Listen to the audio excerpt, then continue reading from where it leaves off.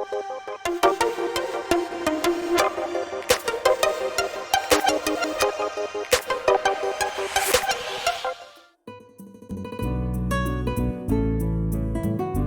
asli Simón José Antonio de la Santísima Trinidad di Bolívar Ponte e Palacios Blanco, atau terkenal dengan nama Simón Bolívar, lahir di Caracas, Venezuela, 24 Juli tahun 1783.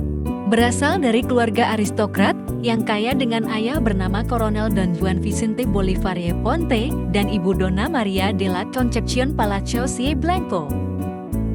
Namun kedua orang tuanya meninggal sebelum ia menginjak umur 7 tahun dan setelahnya ia tinggal bersama pamannya dan diasuh oleh suster keluarga Dona Inés Mancebo de Miyares dan seorang budak yang sudah dianggap seperti ibunya sendiri yang bernama Hipólita. Sebagai bagian dari keturunan bangsawan, pendidikan terbaik sudah didapatkan oleh Bolívar sejak kecil. Salah satu gurunya yang paling berpengaruh adalah Simón Rodríguez, seorang pengagum revolusi Prancis. Usia 15 tahun, dia dikirim untuk belajar di Spanyol. Tinggal di Spanyol selama 3 tahun, Bolívar menemukan tambatan hatinya yaitu anak seorang bangsawan di Spanyol. Wanita itu bernama María Teresa Rodríguez del Toro, ya Alaisa. Mereka pun menikah pada tahun 1802. Setahun kemudian, Bolívar dan Teresa kembali ke Venezuela. Namun, tak lama setelah tiba di tanah kelahirannya, istrinya jatuh sakit dan meninggal dunia. Bolívar sangat terpukul oleh kejadian itu dan berjanji tidak akan pernah menikah lagi. Demi mengobati luka hatinya, Bolívar pergi berkelana ke Eropa, salah satunya kota Paris. Saat itu, Prancis sedang dalam masa pasca revolusi tahun 1789. Dalam rundungan galau, ditinggal istri. Bolívar menemukan semangat baru dalam suasana revolusi. Dia mulai belajar dari tokoh-tokoh pencerahan masa itu, seperti John Locke, Jean-Jacques Rousseau, dan Montesquieu. Kemudian, atas nasihat gurunya, Simón Rodríguez, Bolívar pun mulai membangun tekad politik untuk mengusir kolonialisme Spanyol dari tanah Amerika Selatan. Pada tahun 1806, dia memutuskan kembali ke Venezuela. Saat itu, posisi Spanyol mulai terdesak. Negeri Matador ditaklukkan oleh Napoleon yang memaksa Raja Ferdinand VII menjalani pengasingan. Kekosongan kekuasaan itu yang dimanfaatkan oleh pejuang kemerdekaan Venezuela untuk memproklamirkan kemerdekaan pada bulan April tahun 1810. Sayangnya, setelah berhasil memerdekakan Venezuela dan membentuk negara republik, 2 tahun kemudian, republik pertama ini kembali dikuasai oleh koalisi kaum royalis atau sebutan untuk mereka yang pro kerajaan Spanyol dan juga sisa dari tentara Spanyol. Republik pertama ini resmi tumbang di tahun 1812. Di Cartagena, Bolívar menggalang kembali kekuatan revolusi dengan didukung oleh gubernur Cartagena yang anti-Spanyol. Dalam waktu singkat, pada 6 Agustus tahun 1813, Bolívar berhasil memasuki kota Caracas. Karena keberhasilannya tersebut, Bolívar pun diberi julukan Sang Pembebas atau El Libertador.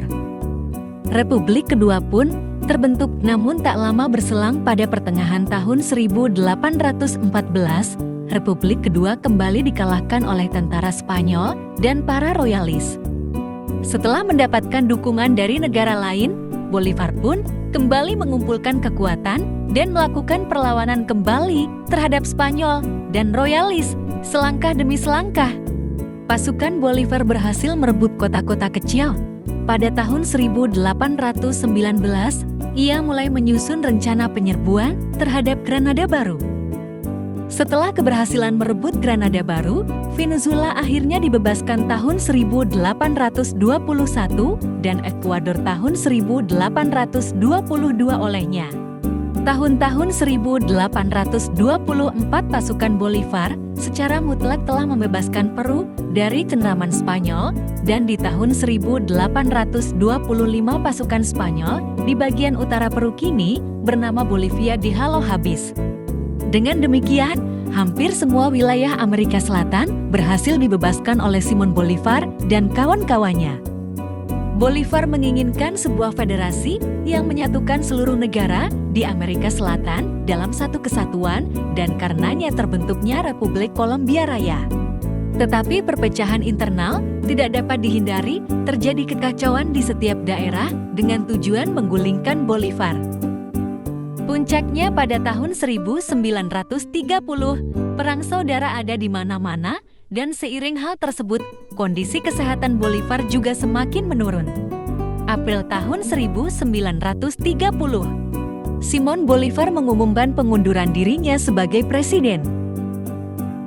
Pada 17 Desember tahun 1830, ketika ia akan melakukan perjalanan ke Eropa, Bolivar meninggal dunia akibat TBC akut yang dideritanya. Walaupun pada akhirnya, Bolivar menjadi sosok yang dianggap terjadinya perpecahan, namun tidak dapat dilupakan juga perjuangan Bolivar mendominasi sejarah perjuangan Amerika Selatan terhadap penjajahan Spanyol. Hermanos, esto no es una frontera, esto es un río. Cuando los españoles llegaron, lo llamaron frontera y nos dividieron. Pero todos somos hijos de América, a ambos lados de este cauce, Venezuela y la Nueva Granada. No nos dejemos separar. Si un lado cae, el otro caerá también. Esta va a ser una lucha dura. Pero al cruzar ese río, ustedes mismos estarán borrando las fronteras.